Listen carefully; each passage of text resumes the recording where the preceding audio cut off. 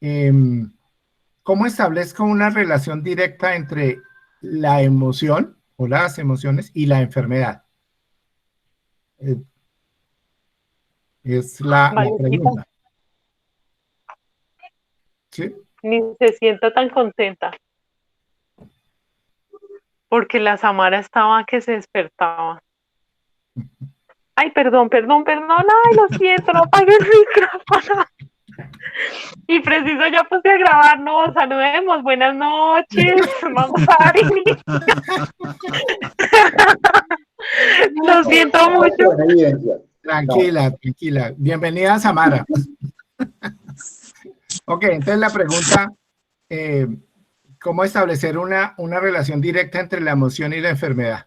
Yo voy a retomar un poco lo que dijimos la vez pasada. Eh, la enfermedad es la manifestación del cuerpo. Eh, y en alguna definición que la enfermedad dice que el cuerpo es el campo de batalla donde se manifiestan las enfermedades, ¿no? Donde se manifiestan donde se manifiestan nuestras emociones. Eh, a mi modo de ver y dentro de este marco de la pedagogía familiar sistémica y el marco de referencia es pertenencia, orden y equilibrio, cuando hay una alteración, una exclusión, un desorden o un desequilibrio, eso se manifiesta emocionalmente. Las personas lo que realmente hacemos normalmente es que siempre sentimos, antes que entender lo que está pasando, yo siento mi dolor, mi miedo, mi rabia o mi culpa. Y, y de alguna manera, esa es la emoción que yo siento y generalmente tengo una actitud frente a las emociones que llamamos negativas y es como de yo no quiero sentir dolor, yo no quiero eh, aceptar mi dolor, no quiero aceptar que tengo miedo, no quiero aceptar a veces que tengo rabia. Entonces yo me guardo eso y si yo me guardo eso, esas emociones, entonces durante mucho tiempo guardadas, el cuerpo lleva la cuenta, es decir, aquella cosa que tú no dices o que no expresas y no le das salida, el cuerpo te va llevando la cuenta. ¿Y qué es llevar la cuenta? Enfermarse. De modo que esa sería la relación entre las emociones y la enfermedad. La emoción te dice que algo de la pertenencia o algo del orden o algo del equilibrio no está funcionando, está mal, hay que arreglarlo. Pero como si no le doy campo a eso, la enfermedad te lo dice de una manera mucho más fuerte. La metáfora que se me viene es la que decía de que cuando uno va en un carro y se le prende el bombillito rojo de la gasolina, esto te va indicando que la gasolina se va a acabar. Todavía no se ha acabado, pero la gasolina se va a acabar. ¿Sí? La emoción es eso, es ese bombillito rojo que te está diciendo que algo está mal en el carro. Pero si yo no le pongo cuidado al bombillito rojo de la gasolina, ¿qué pasa con el carro? Se le acaba la gasolina y el carro se para. Ahí es la enfermedad. Es decir, el carro se enfermó. Venía malito, venía con un poquito de gasolina, pero nos estaba avisando. Pero como no le paramos bolas, el carro ¡prum! Se para y nos deja botados en la carretera. Está enfermo. Esa es la relación. No sé si Ricardo nos puedes ayudar un poquito en eso. A ver, sí, mira, lo primero que se me ocurre también es que, que efectivamente todo que ver entre emoción y enfermedad.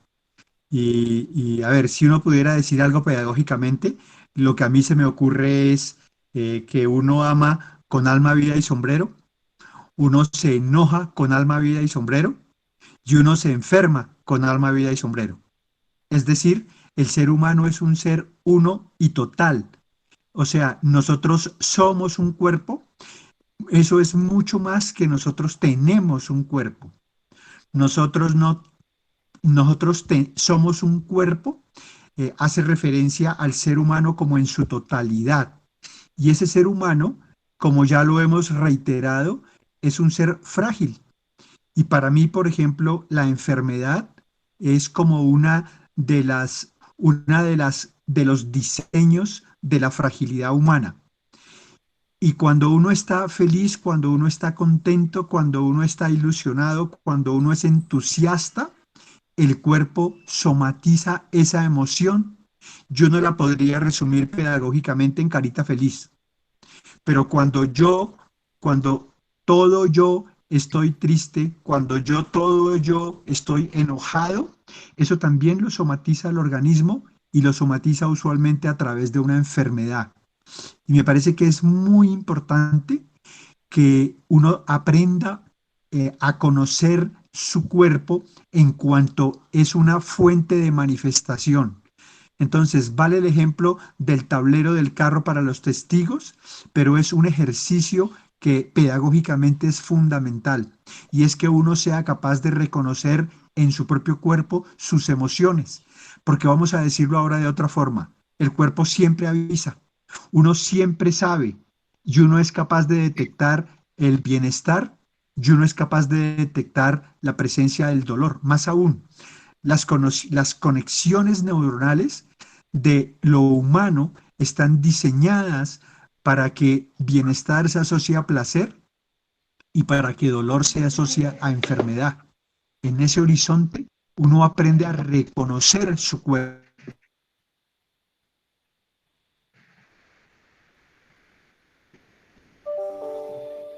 Se cortó la de Ricardo.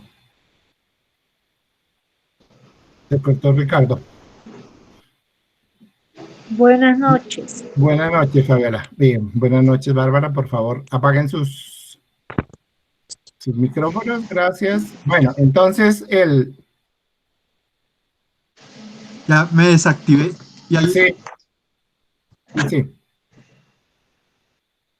listo, ya volví listo. a retornar, ya me oyen, ¿verdad? Sí, señor. Ok. Entonces, entonces esa es la relación directa. Ahora, hay una cosa que yo quiero dar claridad, y esto desde mi postura como médico, y es que la enfermedad, como todo lo humano, es un fenómeno complejo, ¿sí? No podemos decir que una emoción o que una forma X de relación cause una enfermedad.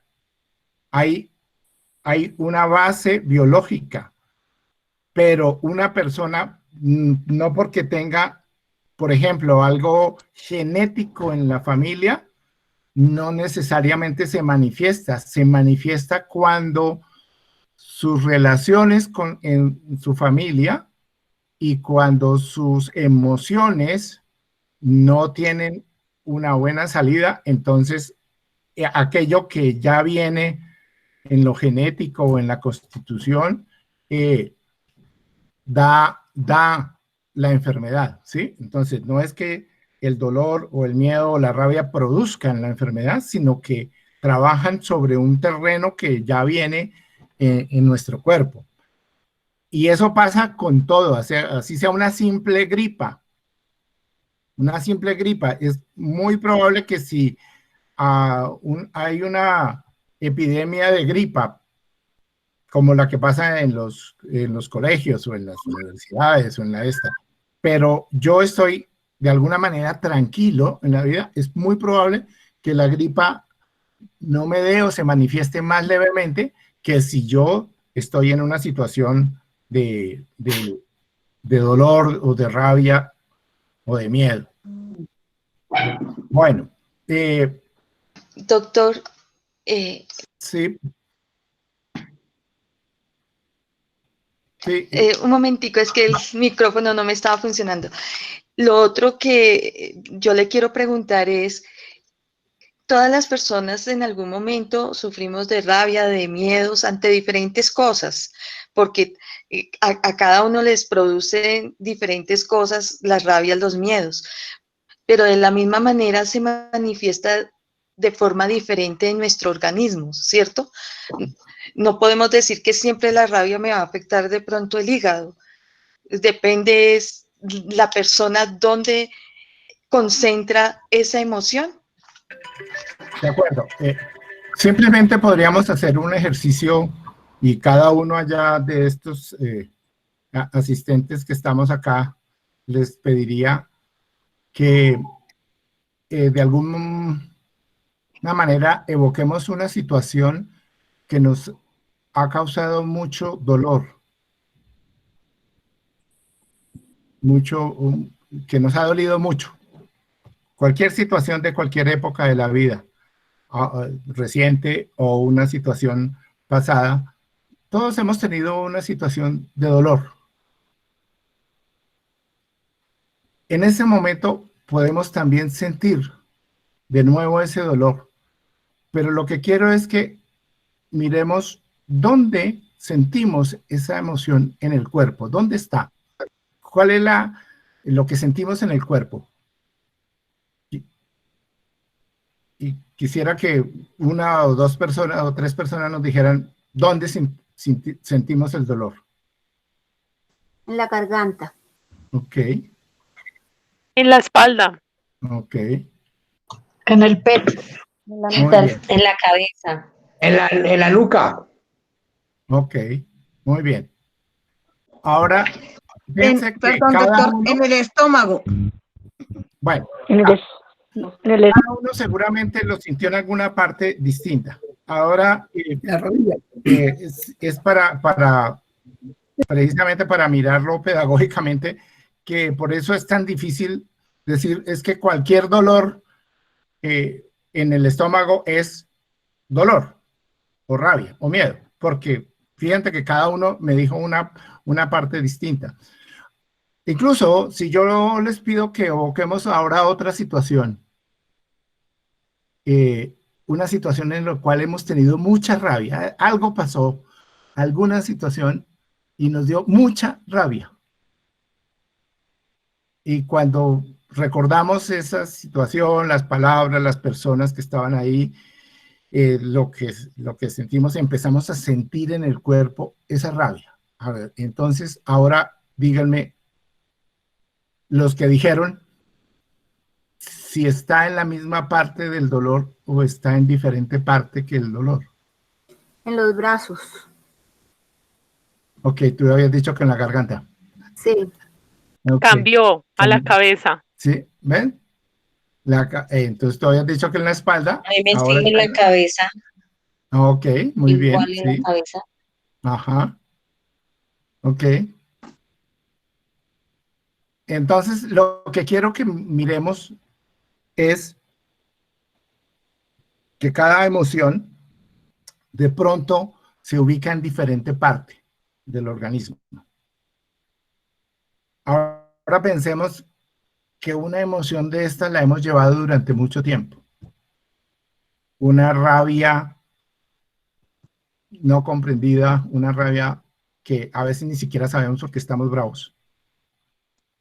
Una rabia o un dolor y a veces ni siquiera sabemos qué es lo que nos duele, pero nunca lo he podido decir. Me cuesta, no me doy permiso de decirlo, por la razón que sea. O me cuesta decirlo, o me da miedo decirlo, o me da vergüenza decirlo. Si eso está mucho tiempo, pensemos un mes, un año, 2 años, 10 años. ¿Será que nos enfermamos? Y podemos ubicar casi que la enfermedad ahí. ¿Sí? Entonces, algo que se manifiesta en la boca del estómago puede terminar en una gastritis y más allá, aún en un cáncer gástrico, perfectamente. Un dolor en el pecho puede terminar en un infarto o en algo en los pulmones.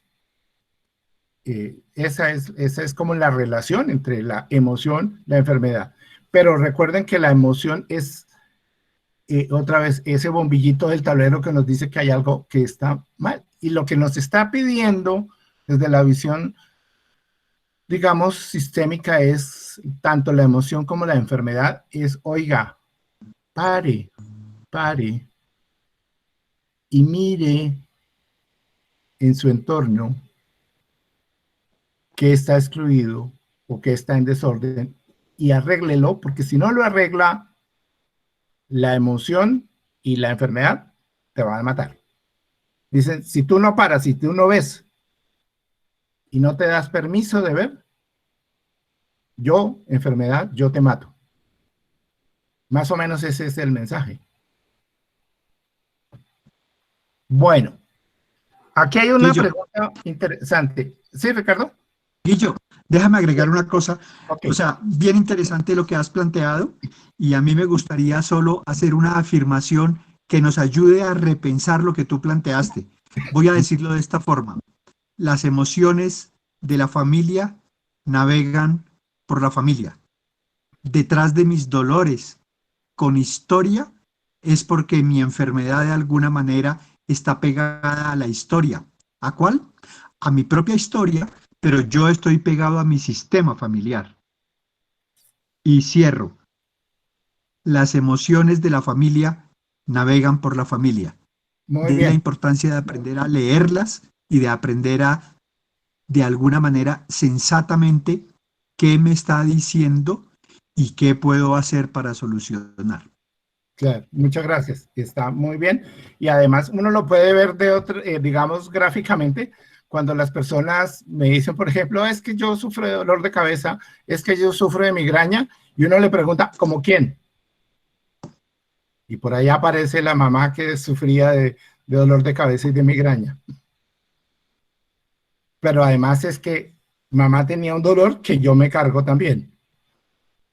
Ok, Ricardo, esta Guillo, pregunta está... ahora, Guillo, déjame traducir eso otro poquito entonces, porque ahí va. Entonces, eso quiere decir que si a mí me duele la cabeza como a mi mamá, pedagógicamente lo traducimos en mi dolor de cabeza, mi enfermedad, es una lealtad a mi mamá. Muy bien, sí, ok, muy bien, gracias. Ahora, hay una pregunta bien interesante aquí. ¿Qué papel juegan los secretos en la pérdida de la salud? Ok. Entonces, en alguna conferencia que dicté hace unos años, yo dije, los secretos producen enfermedades silenciosas o están asociados, no las producen, están asociados a enfermedades silenciosas. Y llamamos enfermedades silenciosas aquellas que no se manifiestan claramente con algo que nos alerte de que estamos enfermos. Es decir, por ejemplo, la diabetes es una enfermedad silenciosa. Tú puedes estar enfermo del metabolismo del azúcar y te da diabetes y no sabes que estás enfermo. Es silenciosa.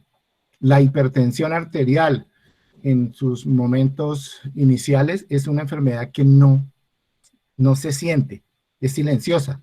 Una enfermedad que habla es la que me da el dolor, me pica. Yo tengo un cálculo renal y esa me despierta y me hace chillar, ¿sí? Una infección urinaria me hace, se siente. Pero hay enfermedades que no, que están ahí. Esta es una, digamos, como un simbolismo de los secretos, ¿sí? Y de los secretos no solamente de uno, todos tenemos secretos y tenemos derecho a tener secretos. Lo que no tenemos derecho es a desconocer que tenemos los secretos y hacernos los bobos con el secreto. Pero también están los secretos, y estos son más importantes, los secretos que vienen, como dice Ricardo, navegando por la familia, los secretos de los abusos del padre o los abuelos o los tíos abusadores o maltratadores, los secretos de los asesinatos, los secretos de de los suicidios, De los suicidios. los suicidios, de los cuales no queremos hablar, nos da vergüenza que un familiar nuestro se haya suicidado y entonces eso nunca lo decimos o tratamos de no decirlo, o mamá no lo dice, que su papá o su tío o su hijo se suicidó, eso lo guarda. Entonces, esa es como el papel, eso es lo que yo podría decir y no sé qué cuenta Ricardo por ahí. O sea, yo solo quisiera como complementar eso que estás diciendo en términos de que los secretos hacen parte de las historias de los sistemas familiares. Y, por ejemplo, a mí me llama siempre la atención que hay mucha gente que en consulta dice, en mi familia hay muchos secretos. Y hay gente que dice, yo no sé cuál es el secreto, pero yo sé que ahí hay un secreto.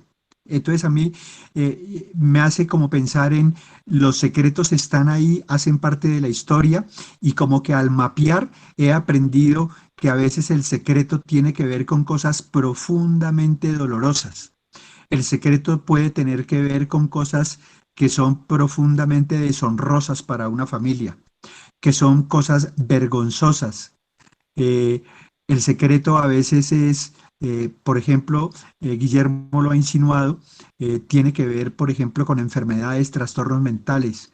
Y hemos detectado, tenemos datos de cómo hay una conexión entre los daños mayores, por decirlos así, asesinatos, abusos, maltratos fundamentales, catastróficos, que se convierten en secreto familiar. Por ejemplo, es normal que cuando hay violencia intrafamiliar, muchas veces eso se guarde como un secreto y que en la familia otros lean esa experiencia como que no sabíamos eso. Y es que la gente se alía para guardar, para proteger, porque el secreto tiene que ver con una lealtad y la lealtad tiene que ver con una repetición de un patrón que en este caso es dañino. Hay mucha gente que guarda secretos, por ejemplo, desde el dolor. Yo muchas veces cuento en clase, mi papá y mi mamá perdieron una niña que murió cuando tenía un añito y pasó mucho tiempo, yo ya era un hombre adulto y mi papá ya era un viejito y yo pregunté por primera vez en la vida a mi papá, papá, ¿cómo se murió Gaby? Y él empezó a contarme la historia de cómo se murió mi hermana y yo de alguna manera entendí por qué en mi casa nunca se hablaba de eso, porque a la base de esa había un impacto emocional que debió ser muy fuerte para mis papás al perder a su hijita de un año en su propia cama. Entonces esa historia se volvió secreto desde el dolor, pero un suicidio puede ser secreto desde el enojo, desde la exclusión, desde el miedo a la culpa, al juicio de parte de los demás. Los secretos familiares hacen parte de las familias. En todas las familias hay secretos. Más aún, siempre digo pedagógicamente, mire, no se trata de ir a descubrir el secreto, se trata de entender, de tomar conciencia que uno percibe que en mi familia hay un secreto. Más aún, yo mismo tengo secretos. Pero el gran tema, en vez de indagar lo que no nos compete, es entender y darse permiso de decir cuáles son las emociones que hay detrás de ese secreto y cómo yo las puedo incluir para incluir a personas que incluso yo no conocí. Entonces yo incluyo a mi hermana, a quien no conocí porque yo no había nacido, pero también incluyo el secreto del dolor de mis papás y yo lo guardo y lo miro con respeto porque hace parte de mi propia historia. Ok, gracias Ricardo. Miren que la sola palabra secreto nos habla de la exclusión. O sea, el secreto es ¿qué? Obviar, no mostrar algo, ¿sí? Que entonces, siempre el secreto está mostrando una exclusión. No, yo excluyo no solamente personas, yo excluyo situaciones, yo excluyo emociones y son un secreto. Me hacen una pregunta aquí relacionada, es si yo tengo que revelar mi secreto. No. Para tranquilidad de todos, no. Lo que yo tengo que hacer es darle lugar a aquello que el secreto está excluyendo. Es decir, Muy bien, Guillo. Déjame enfatizar un poquito en eso porque me parece que es muy importante. Si así como yo no debo revelar mi secreto, no me competen los secretos de mis papás, no me competen los secretos de mi sistema. Es muy importante que uno entienda eso. Y como no me competen, yo no indago. Yo lo que hago es intentar incluir las emociones, las situaciones que son excluyentes. Miren, más aún, a veces los secretos hacen que en el sistema familiar haya personas que intenten desde la reparación expiar. Hay gente que intenta expiar secretos de su familia a través de una vida difícil, azarosa, no próspera. Y esa persona reivindicativa. sabe en el fondo de su alma que eso tiene que ver con un secreto. Sí, ok. Claro. El secreto entonces excluye y a su vez pues está creando un desequilibrio en el sistema y alguien de la familia, generalmente los más pequeños, de alguna manera son como designados para que de alguna manera traten de equilibrar, de reparar ese secreto.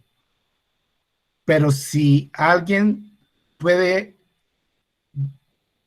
darle lugar a aquello que está excluido en ese secreto, esa persona se libera y libera a los suyos de unos destinos difíciles, de unos destinos duros. Muy bien, Guillo. Mira, y en ese sentido puede suceder que mi enfermedad sea una manera de intentar reparar, incluso a veces inútilmente.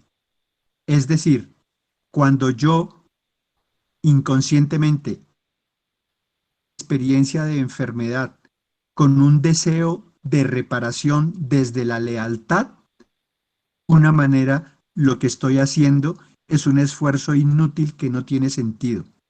Por eso, restaurar ese equilibrio que acaba de mencionar Guillermo tiene que ver con incluir emociones, situaciones, respetarlas, darles un lugar y darles el lugar a las personas que están conectados a esas emociones o situaciones. Bueno, muy bien. Muchas gracias por las preguntas.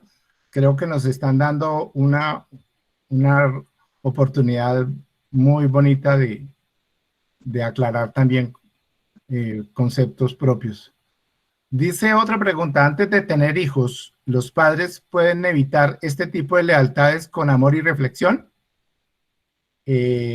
Respuesta, sí, tienen que ir al curso prematrimonial de Ricardo Cortés.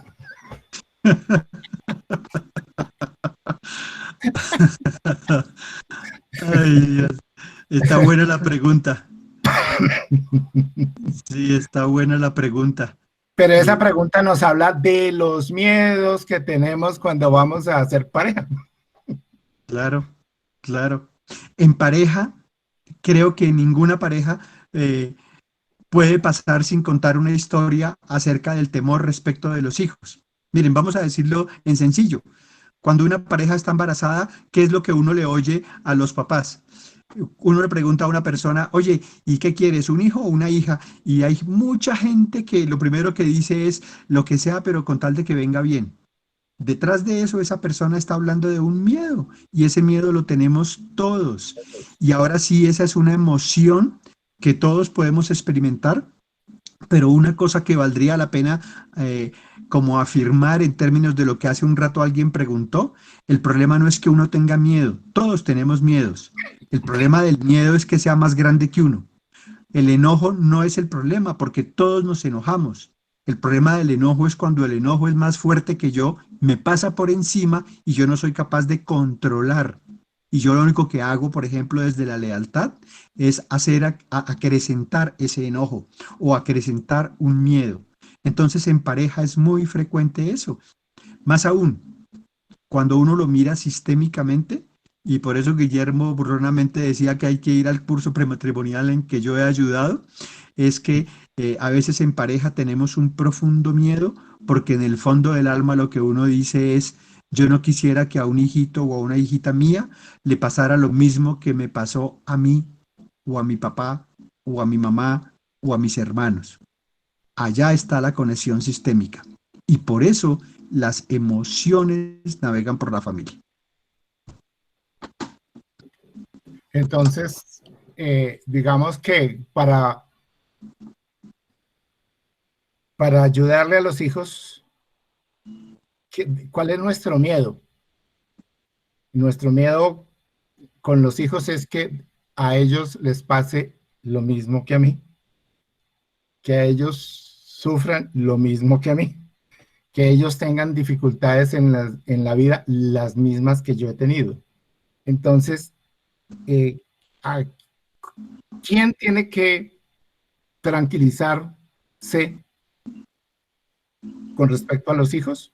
Y para ayudar, comillas, a los hijos, pues es uno mismo, es uno.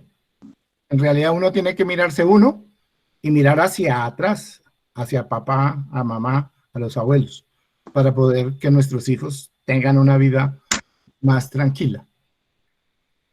Déjame agregar. Ay, perdón. Sí. No, iba a mirar otra pregunta, no sé si tú vas a decir algo. Sí, solo una afirmación, y es que a veces es bien útil que uno mire a su pareja a los ojos y le diga, nosotros vamos a hacer lo mismo que un día hicieron nuestros papás, los tuyos y los míos. Eso es una manera sublime de mirar el tema de engendrar un hijo. Más aún, a mucha gente que llega embarazada, yo solo les pido, mírense a los ojos y díganse mutuamente, nosotros hicimos lo mismo que nuestros papás.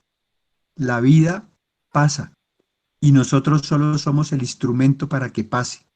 Y cuando la vida va a pasar, con gusto o con disgusto pasa. Uh-huh. Bueno, aquí hay una pregunta que me gustaría mirar antes de la siguiente. Es, si yo no conozco el secreto, ¿qué es lo que tengo que hacer o cómo hago para reconocer? Sí. Reconocerlo. ¿Sabes qué se me ocurre, Guillo, de entrada? Se me ocurre el principio pedagógico que dice, uno siempre sabe. Okay. Voy a repetirlo y a ver si lo podemos aplicar a los secretos. Y es, cuando un niño es adoptado, él siempre sabe. Cuando un niño, una niña, una persona es abusada, su mamá siempre sabe.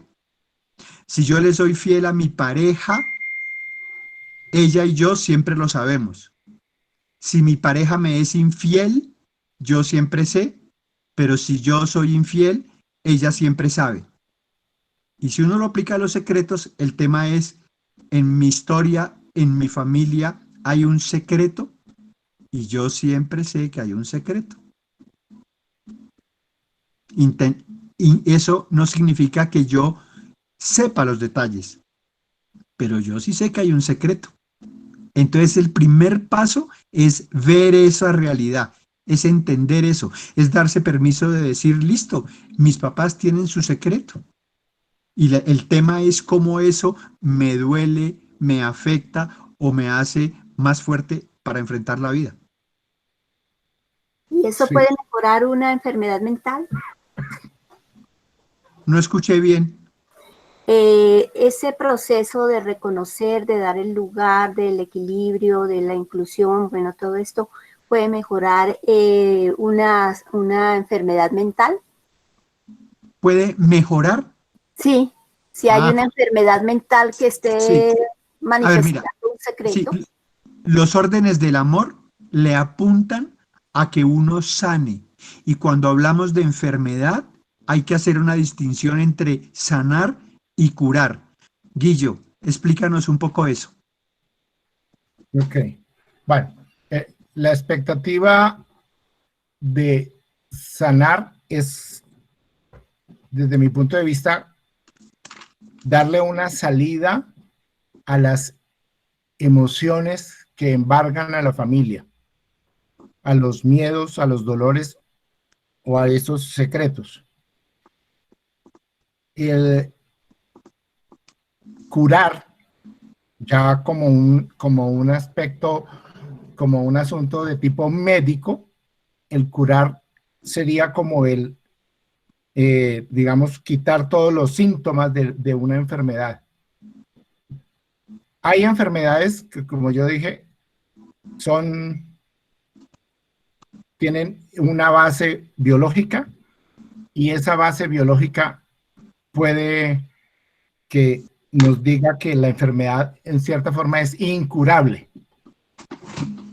En ese sentido, el hecho de sanar la enfermedad tal vez no cure la enfermedad, pero tal vez sí haga que las manifestaciones de la enfermedad sean más suaves y que la persona y que la familia puedan vivir mucho más tranquilas respecto de la enfermedad y finalmente hagan una cosa que dice Bert Hellinger y es aceptar, tomar la vida tal como es.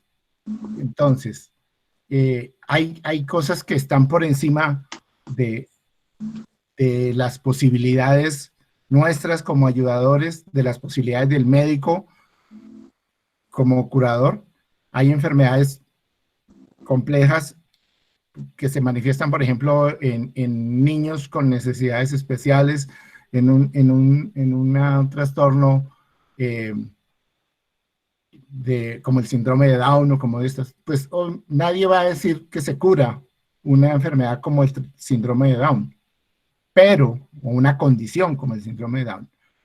Pero el sanar hace que los padres de un niño con síndrome de Down se tranquilicen y que los padres logren ver cuál es el mejor camino para ese niño y le den oportunidades mejores de vida.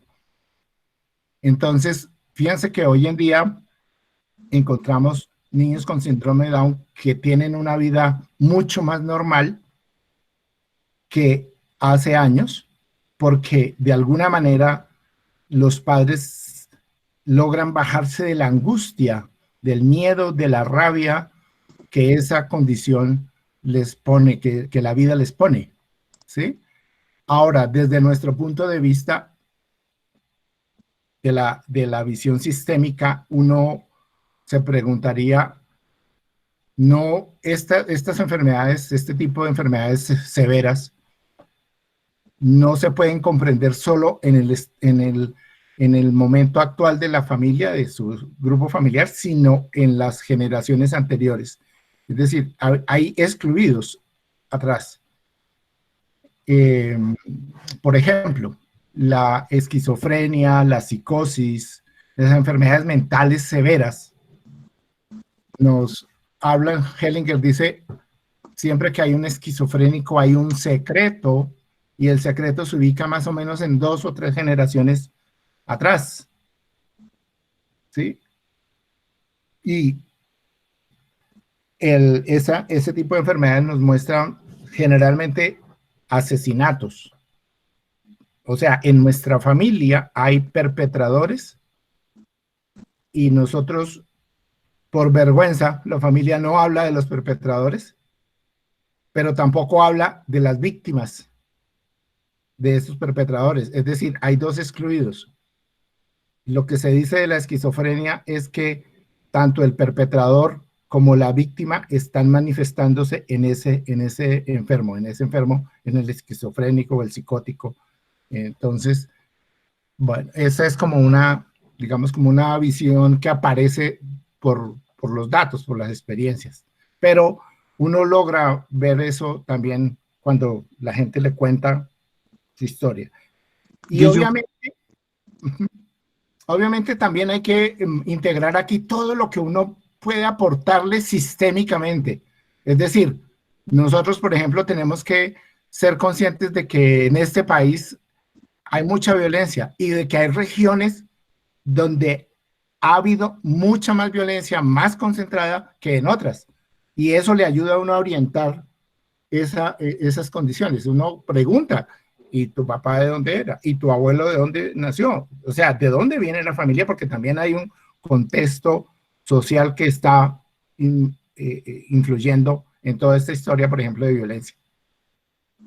Sí, Ricardo, ibas a decir algo. Sí, sí, yo quería, es que mira, has dicho una cosa muy, muy interesante, por ejemplo, con la esquizofrenia, de que la persona esquizofrénica de alguna manera conjuga a la víctima y al victimario. Y en ese sentido, uno dice, una persona esquizofrénica no necesariamente se cura, pero desde el punto de vista del sistema hacia adelante, el sistema sí se puede sanar.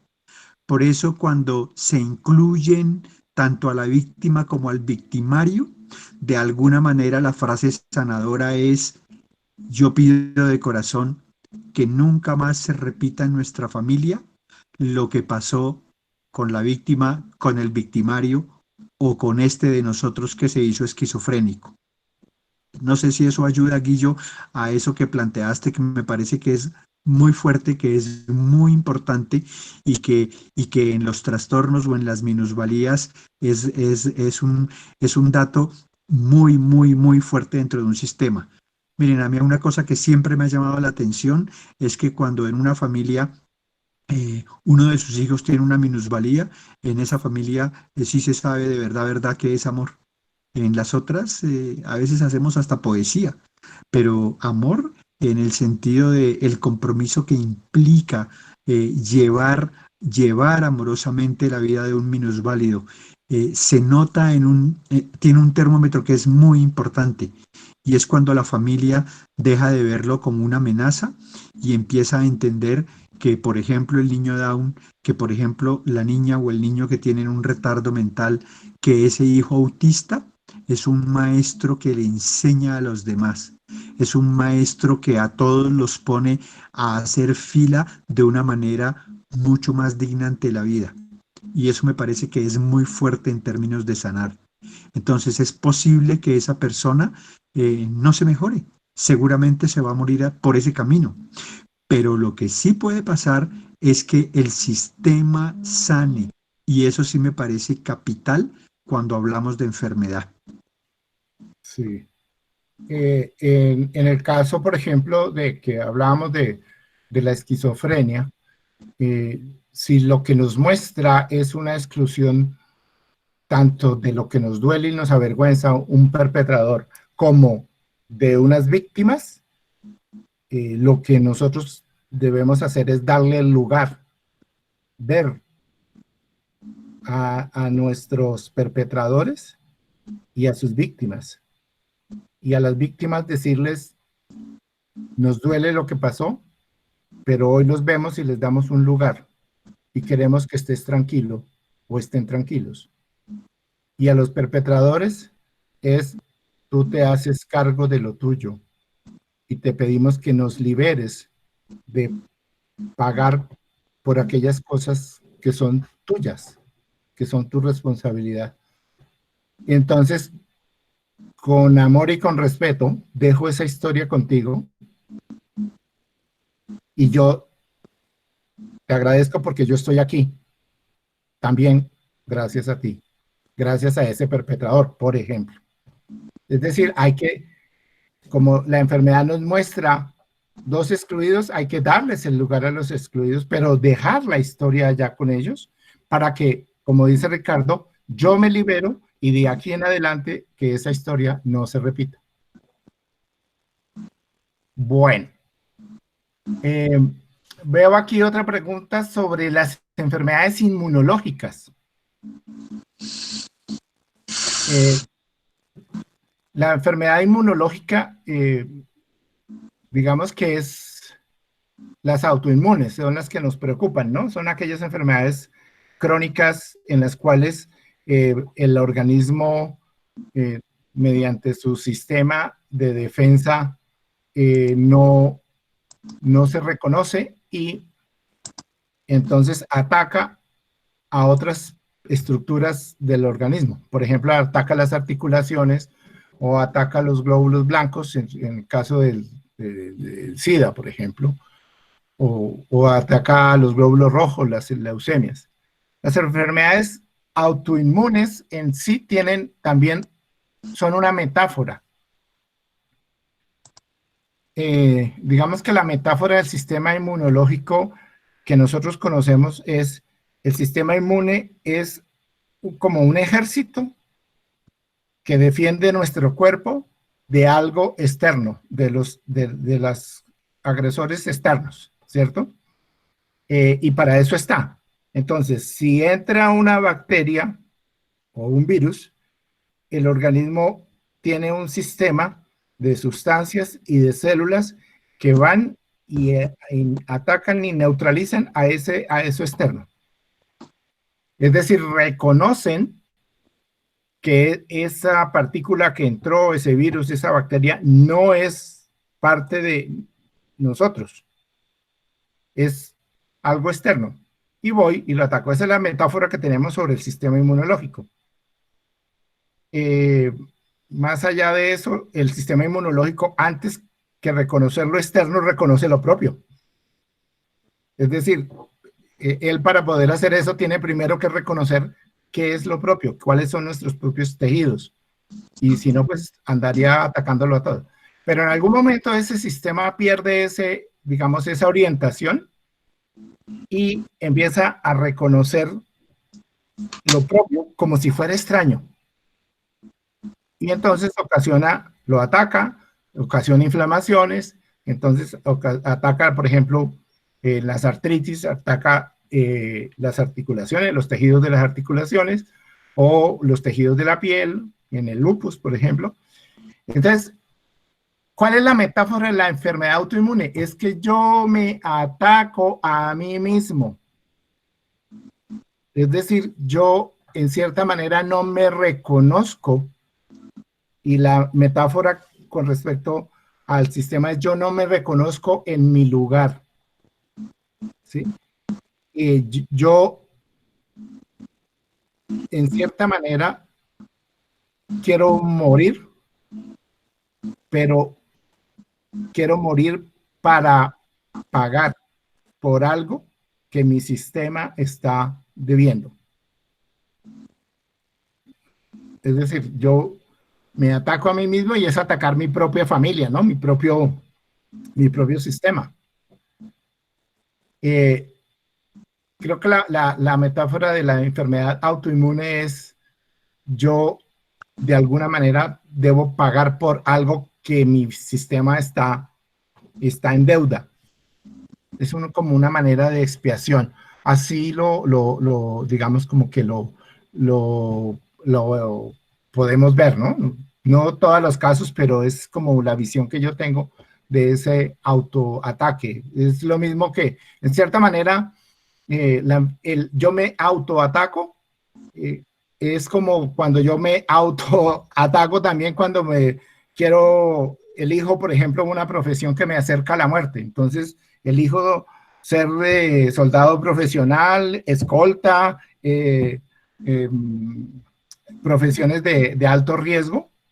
Sí, yo en cierta manera ahí me estoy autoatacando porque me estoy acercando a la vida, a la muerte y alejando de la vida. Creo que esa sería, no sé, Ricardo, ¿qué se te ocurre sobre este? Sí, mira, yo quisiera agregar a lo que has dicho que muchas enfermedades, pero has nombrado a las autoinmunes, cuyo impacto, cuya carga, no solo fisiológica, sino emocional, es muy fuerte. Y quisiera decir en ese sentido que las enfermedades autoinmunes son una forma de lealtad muy fuerte. Y voy a contar una cosa personal porque creo que a veces decirlo pedagógicamente es que ayuda. Cuando yo tenía 53 años, hace rato, yo tuve un Guillain-Barré y yo salí ileso del Guillain-Barré, porque si ustedes saben, el Guillain-Barré usualmente cuando no mata deja muchas secuelas. Y mi neurólogo me decía, usted la sacó barata. Y una de las cosas que pasó es que una chica, una médica que me recibió en la clínica, tuvo el ojo clínico para descubrir rápidamente mis síntomas y, y eso hizo que yo pudiera recibir atención en las primeras horas de la aparición del Guillain-Barré y el médico por eso me decía, hermano, usted la sacó barata. Pero cuando pasó el tema del Guillain-Barré y volví a empezar a aprender a hablar y a moverme y a mover las manos, los brazos, etcétera, pasó una cosa muy especial. Y es que yo me hice la pregunta, ¿qué tengo que aprender aquí de esta experiencia? Y yo descubrí una cosa que me ha impactado mucho y que creo que ha sido útil a mucha gente y es por eso que quiero contar. Y es que yo descubrí que a mí me dio a los 53 años. Sorpresa, la misma edad en la que mi mamá se murió. Ahora voy a traducirlo pedagógicamente. Como una enfermedad autoinmune y como muchas enfermedades, muestran que dentro del sistema hay una lealtad. Yo suelo decir pedagógicamente que a mí me dio Guillain-Barré como una lealtad, es decir, que cuando yo llegué a la edad en que mi mamá se murió, también yo me quería morir. ¿Qué hizo la diferencia? Hizo la diferencia, primero, por supuesto, la atención médica, pero también hizo la diferencia que el médico me dijo una cosa que yo me tomé en serio. El hombre me dijo, maestro, mire, no gaste sus energías pensando por qué le dio Guillain-Barré. Gaste sus energías en la terapia porque tiene que volver a aprender a caminar, a mover los dedos, las manos, los brazos, a subirlos y a bajarlos. Y a mí eso me impactó porque las terapias comenzaron muy rápido y fue la manera como yo, con una actitud distinta, quise salir adelante. Y quise salir adelante tiene que ver con entender que a mí no me había dado gratis Guillain-Barré. A mí me dio Guillain-Barré para algo. Y ese algo es, primero, ¿por qué a mí y no a otros de mis hermanos o de mis más cercanos familiares? De alguna manera, porque otra cosa que aprendí es que el sistema también elige a la persona que es capaz de asumir el asunto. Voy a decirlo de otra forma. Cuando uno se enferma, uno tiene como dos caminitos. O morirse con la enfermedad o ser capaz de salir avante. Y de alguna manera, cuando una enfermedad es seria como el Guillain-Barré, el gran secreto es que yo pude descubrir la lealtad a mi profundo dolor por la pérdida de mamá cuando yo era muy joven, pero también la capacidad y la actitud para entender que yo podía seguir adelante con la vida. Y por eso hoy casi nunca hablo de ese tema, porque de alguna manera quise cerrarlo, pero también a veces pedagógicamente lo que sí aprendí y lo que sí intento enseñar es que a veces cuando uno llega a X edad significativa para otros de la familia, a uno le pasan cosas en donde uno se quiere morir. Y déjenme contarlo finalmente desde otra perspectiva. Vino un hombre a consulta y me dijo, este año ha sido un año tenaz. Me separé, me botaron del trabajo, había una plática de un asunto en donde estaba por resolverlo y ese proceso también se perdió y para la cereza del problema, mi mujer me demandó por alimentos. Este año me ha ido como los perros en misa. Y yo le dije a ese hombre, ¿cuántos años tienes? Y él me dijo 38.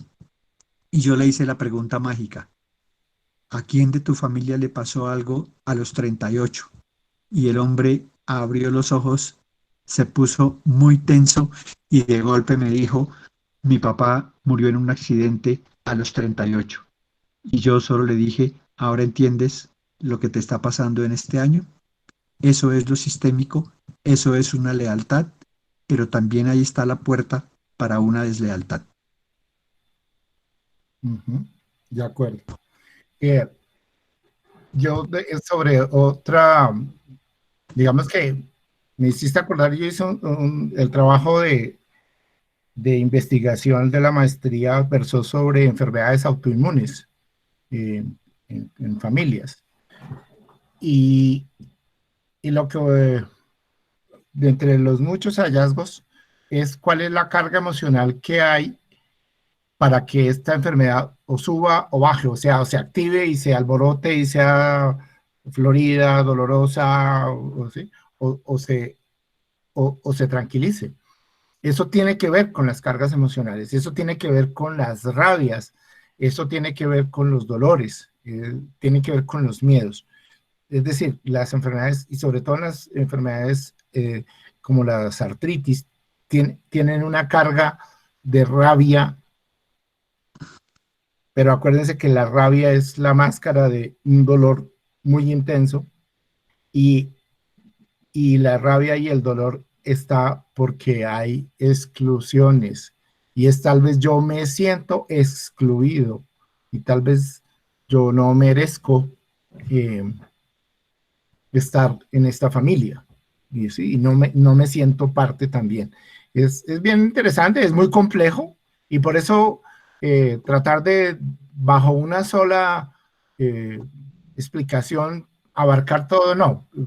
Por eso el método de la constelación y este método es fenomenológico, es decir, lo que aparece en cada familia, en cada historia, en cada persona.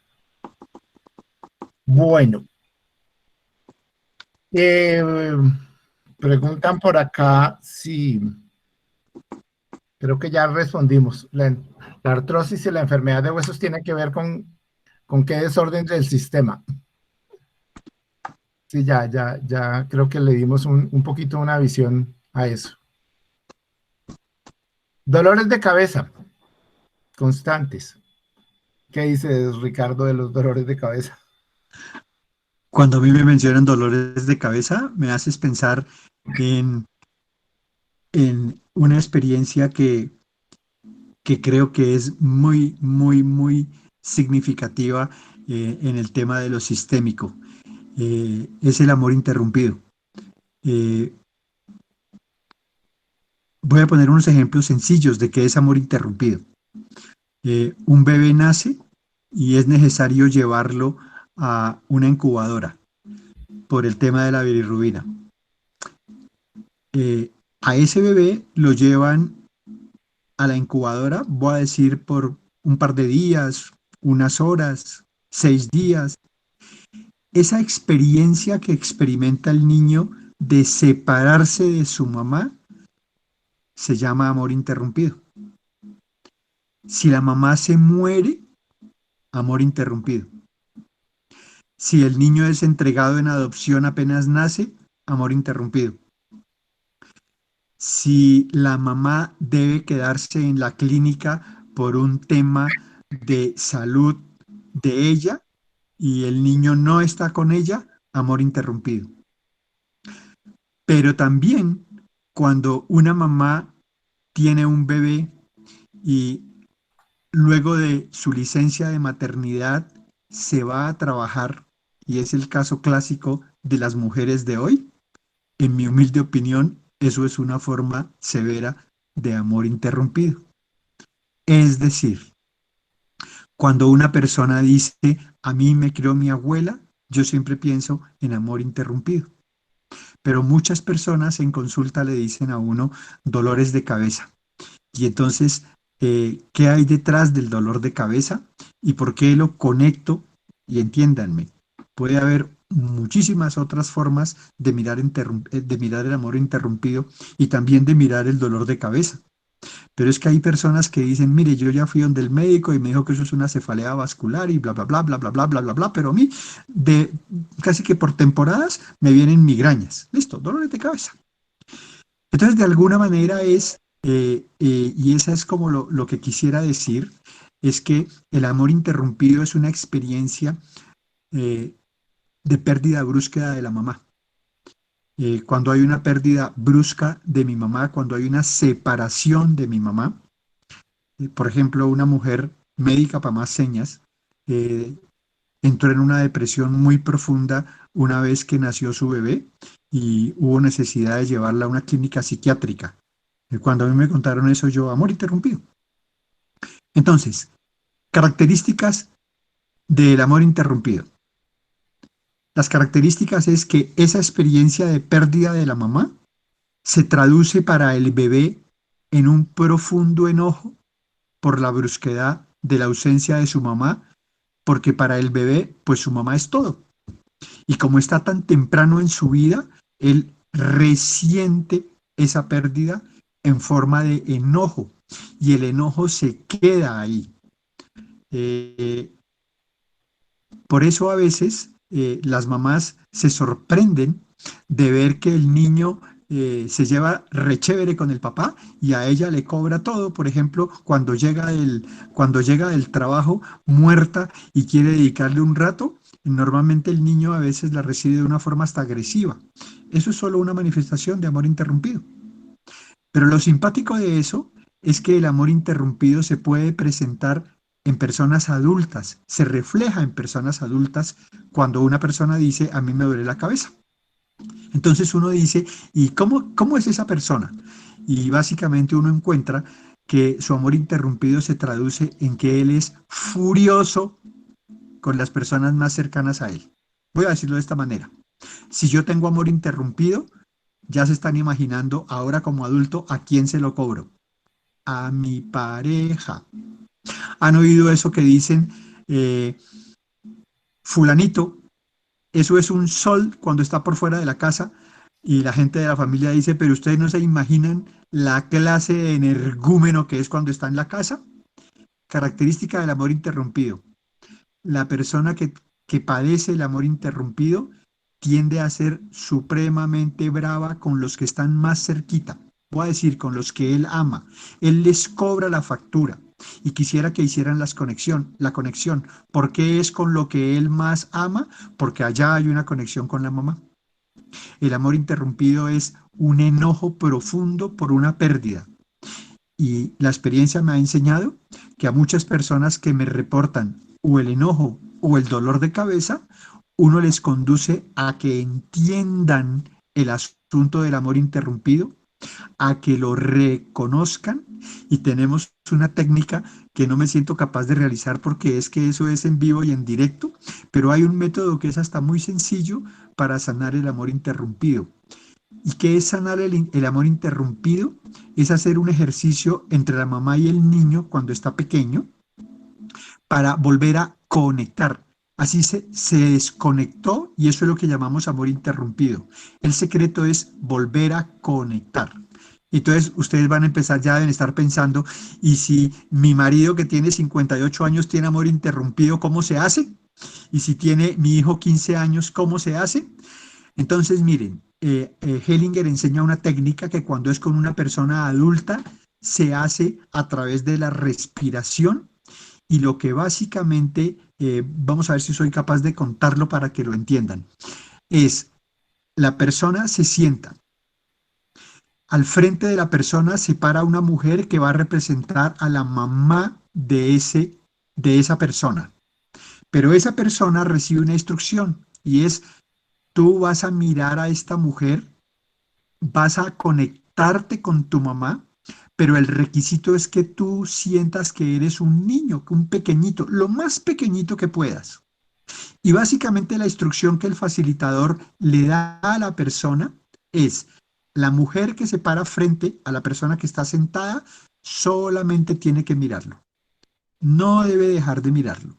Y la persona que está sentada solamente debe mirar a la mujer, pero debe sentir y experimentar que él es un pequeñito y que se está conectando con su mujer, con su mamá, perdón, con su mamá. ¿Cuál mamá? La mamá joven, la mamá que le dio la vida. Él está muy pequeñito. Y uno le pide a la persona que está sentada que comience a respirar. Lo que pasa en muy pocos minutos es que la persona comienza a hiperventilar. Y la persona hace como una curva, como cuando uno llora y después como que se exalta mucho y después hay una curva de caída.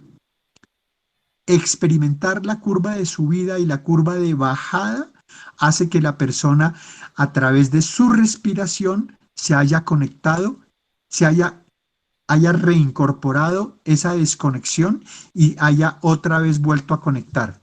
Y hay una frase sanadora que es muy fuerte, y es que uno le dice a la persona que al final, cuando ya ha pasado, digamos, la crisis de hiperventilación que tuvo, es que uno le diga: mamá, te honro, tómame como a tu hijo, te tomo como a mi mamá. ¿Cómo se hace con su muchacho o muchacha que tiene 15, 14, 13, 18? Es fácil. Muchas veces uno se arruncha con su mamá. Lo que uno le pide a la mamá de ese muchacho es eso, que lo arrunche. Y al arruncharlo, de alguna manera, él y ella experimenten otra vez. Miren, ¿sabe qué puede ser útil? Que la persona coloque su oído sobre el pecho de mamá, sobre su corazón, que se relaje y que como un niño escuche el corazón de mamá. Y eso vuelve a ser la conexión. ¿Y cómo se hace cuando es con un mucharejo de 1 año, 2 años, 3 años, 4 años, 5 años? Miren, es que a mí me causa mucha gracia cuando uno va, por ejemplo, a Unicentro y uno ve esos berrinches que casi que todos los que van por ese pasillo hacen ruedo, donde un chino hijo de madre hace un berrinche con los taitas que uno no se alcanza a imaginar. Yo siempre que veo eso le digo a mi mujer: amor interrumpido. Es el niño furioso que no lo domina ni el papá, ni la mamá, ni el hermano, ni el abuelo, y el chino hace show, se llama pataleta al grado 4. ¿Listo? ¿Cómo se puede solucionar el tema de amor interrumpido? La mamá y el papá se disponen a hacer el ejercicio. La mamá abraza al niño, pero por encima de sus brazos. Es decir, no le da permiso de movilidad para los brazos porque él no se va a quedar quieto. Lo abraza, y cuando una mamá abraza a un chiquito, el chiquito siente placer y 10 segunditos le parece delicioso. Y el secreto es que cuando pasen los 10 segunditos la mamá no lo suelte, la mamá lo tenga. ¿Y qué hace el papá? Custodiar que el niño no golpee la cara de la mamá. ¿Por qué? ¿Qué va a pasar? Va a pasar que cuando la mamá abraza al niño, el niño se suelta, pero a los 10 segundos se quiere quitar. Entonces la mamá no lo suelta, lo mantiene. Y el secreto es que se vuelva a producir esa curva en donde él intenta, zapatea, intenta moverse, mueve la cabeza, escupe, llora, y la mamá no lo suelta. Solamente cuando el chino se vence es porque la curva subió y bajó. Es decir, uno le hace que se le reproduzca la crisis, si se puede decir así, de la pataleta. Y cuando la crisis pase, solo en ese momento la mamá lo suelta. ¿Qué pasó? Pasó que revivir esa experiencia de desconexión hace que otra vez, cuando la curva baje, él se conecte. Ustedes dirán: pagaría por verlo. Inténtenlo y me cuentan. Eso quisiera decir yo, Guillo, del amor interrumpido. Dinos algo más del dolor de cabeza. Ok. No, muy bien. Muchas gracias. Bueno, aquí hay otra pregunta. Dice acerca de las alergias. ¿Se tratan también de una exclusión? Las alergias son, en cierta forma, lo mismo que las enfermedades inmunes, ¿no? Es una respuesta exagerada a un factor externo que invade. Y para mí las alergias y las enfermedades de piel en general tienen que ver con el límite, el orden. Es decir, cuando yo me siento de alguna manera invadido, o que en mi sistema no hay orden y yo estoy de pronto en un lugar que no me corresponde, entonces podríamos pensar en un niño al cual se le ha dicho: ahora tú eres el hombre de la casa, uno podría pensar que ahí se puede manifestar a través de una alergia, ¿sí? Es lo que se me viene así de pronto. Es decir, la alergia también nos manifiesta en el orden o en la pertenencia o en el equilibrio, pero sobre todo en el orden, porque la piel es el límite nuestro con el entorno, pero el límite nuestro también en nuestras emociones. Cuando yo siento que me invaden, que me cargan, voy a decir, a veces es la hermana que es la mamá chiquita, que está en un rol que no le toca, ¿no? Es como eso es lo que se manifiesta a través de las enfermedades de piel, las alergias entre esas. Guillo, a mí se me ocurre también como una mirada en este sentido. Las alergias son como que la piel muestra una deuda y a veces la deuda tiene que ver con falta de afecto. A mucha gente yo le digo que repita o le pregunto simplemente cuando eras un niño, cuando eras una niña, cuando tenías 7 añitos, tienes la sensación que te quedaron debiendo y que te quedaron debiendo abrazos y mucha gente conecta su asma, su alergia con deudas de afecto. Y voy a decirlo como lo muestra el adulto. A veces la alergia que experimentamos en la piel como adultos tiene que ver con una sensación que en la deuda hace que yo experimente esa sensación de no merezco que me abracen, no merezco que me quieran. Entonces parece contradictorio, que es una deuda de abrazos y que ahora que estoy grande no me los dejo dar y entonces siento alergia. De alguna manera no es una contradicción, es un tema sistémico. Justamente lo que mi cuerpo experimenta en términos de necesidad es que la ausencia de afecto de alguna manera me marcó para que ahora a veces como adulto yo también me autoagreda y de alguna manera no me deje abrazar. Para mí, alergia, todo que ver con afecto, con tocar, con sentir mi cuerpo y con permitir sentir el cuerpo de otros. Yo suelo decir, uno necesita darse permiso para que lo quieran y para querer, para expresar el afecto, para abrir un espacio emocional para que yo entienda que merezco ser afectuoso con otros, pero merezco ser afectuoso y benigno conmigo mismo y merezco ser que otros lo sean conmigo. Por eso desde el tema del equilibrio hay mucha gente que es muy buena para dar, pero le cuesta mucho recibir. En síntesis, para mí, alergias tiene que ver con esa dificultad para recibir. Y uno tiene que ser muy humilde, porque cuando nos cuesta recibir, detrás de ese cuento hay una arrogancia. Y digo muy humilde en el sentido de, es todo un proceso de sanar, darme permiso de aprender a entender que necesito de otros y merezco que otros me den, y merezco que otros me amen, y merezco que otros me reconozcan, pero yo merezco que yo mismo me dé mi lugar y me dé la oportunidad de merecer mi vida, de merecer mi salud. El primer merecimiento es eso, la vida que mis taitas me dieron.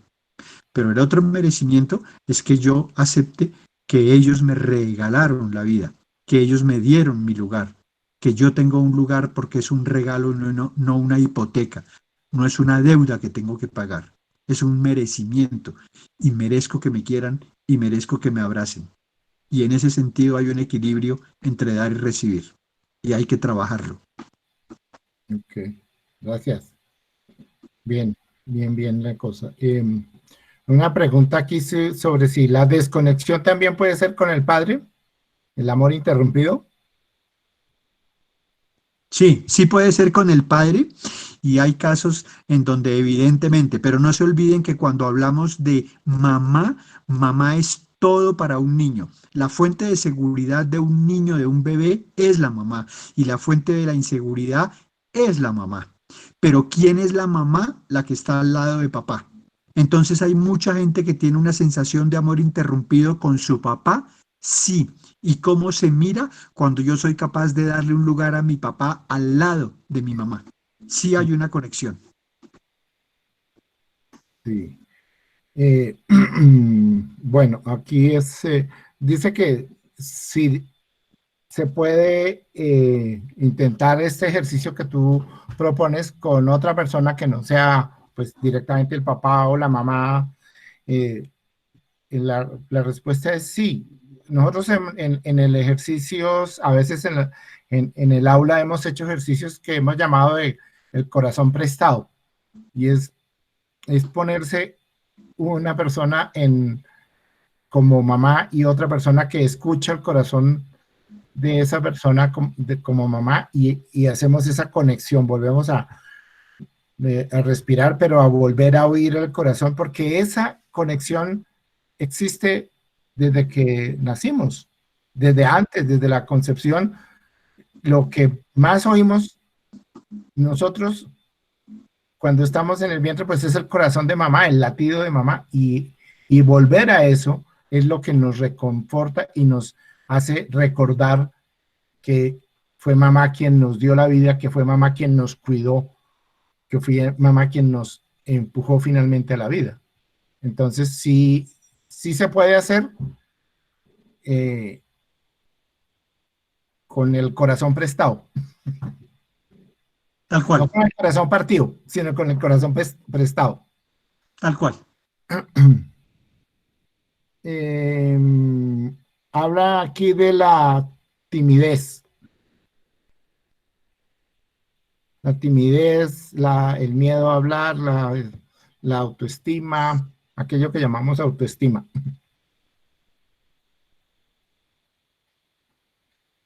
¿Cómo se maneja una persona o cómo se entiende, no? Aquí el verbo no es manejar, porque no son cosas, sino cómo entendemos a una persona que es demasiado tímida. Ricardo. A ver, la timidez, yo podría seguir como en la misma línea del merecimiento. La timidez como análisis de mi conexión con la vida, de mi conexión con mis papás, me da un lugar. Y cuando ese lugar tiene certezas, cuando ese lugar tiene claridad, cuando yo disfruto y acepto mi lugar, estoy más dispuesto como a entrar en conexión con otros. Cuando me cuesta trabajo ver mi lugar, la conexión con otros es muy difícil, y por eso detrás de los problemas de autoestima, básicamente a veces lo que hay es una exclusión, incluso desde mi propia experiencia. Es decir, hay veces y esa es como la importancia de por qué hacemos tanto énfasis en sanar a los papás. ¿A cuáles papás? A los que nos dieron la vida. ¿Sanar qué? A mi niño interior, a cuando yo era un pequeñito, porque allá está como la raíz fundamental. Allá está la fuerza del árbol que me permite después ser capaz de hacer otras conexiones. Entonces, a veces autoestima se identifica con miedos, con inseguridades, y eso es verdad, eso no tiene discusión. Pero el gran secreto es ir a la raíz del tema. Y muchas veces creo que la forma de ir a la raíz del tema es ser capaz de volver a leer a mi papá y a mi mamá, de verlos juntos uno al lado del otro, y soltar los papás que me duelen para quedarme con los papás que me dieron la vida y tener fuerza. Entonces, fuerza ya es un aliciente para salir adelante con una autoestima rebajada. Fuerza es capacidad de poner la autoestima en un nivel que me permita interactuar con otros, y allá se juntará mi temperamento, etcétera. Pero yo tengo fuerza para la vida. Es que a veces el problema de la autoestima es no tengo fuerza para vivir. Y lo que se necesita es que yo sea capaz de reparar y restaurar mis conexiones para que sea capaz de tener fuerza. Y eso es fundamental para el trabajo, para elegir pareja, para tomar una actitud ante la vida, para ser próspero. Guillermo hacía énfasis ahorita en que es la mamá la que da la fuerza para la vida. Claro, allá hay una conexión tan fuerte que cuando hay desconexión se nota. Y entonces uno podría decir que la desconexión, la baja autoestima, tiene que ver con una ausencia o dolor de mamá. Yo diría ahí que de alguna manera yo miro a mis padres que me duelen, o papá, ella, mamá, por las razones que sean, lo que me duele o lo que me dio rabia o lo que me dio miedo, y de alguna manera les digo, ya entiendo también sus dolores y sus miedos y sus rabias, y yo ahora los tomo tal como son. Déjame agregar, Guillermo, y yo diría como papá, mamá, a mí me duele mucho que a ustedes les haya dolido. Y como de muchas formas yo cargué sus dolores, ahora yo los suelto y lo voy a hacer distinto, con su fuerza y con su bendición. Sí, ok, sí. Entonces yo los tomo tal como son y todo lo que me dolió ya pasó. Y ahora me voy a dar permiso de hacer algo bonito con mi vida, porque yo merezco. Bonito con la vida que me viene de ustedes, porque yo merezco. Ahí creo que hay una manera de tratar y comprender y de darle una salida a una persona que no se siente en su lugar, que es la persona tímida. Guillo, sugerencia. Son 9:28. Te ¿Acabamos? sugiero, si te parece, que nos cuentes lo de la sesión del miércoles. Bueno, bueno, tenemos una persona invitada para el día miércoles, pero me acaba de decir que no puede el miércoles. Ok. Entonces, sería para el viernes. Ok. Pero les cuento de una vez porque es una persona, Marta Sonia Rodríguez, que tiene mucha experiencia en programación neurolingüística. Es mi maestra de programación neurolingüística. Yo me traigo a mis maestros porque... pero es una persona muy sabia también, y muy interesante en su discurso. Entonces, pues esto sería para el próximo viernes. Y para el próximo miércoles hay el tema que déjeme miro aquí, ¿cuál fue el segundo tema que nos quedó como en la encuesta? El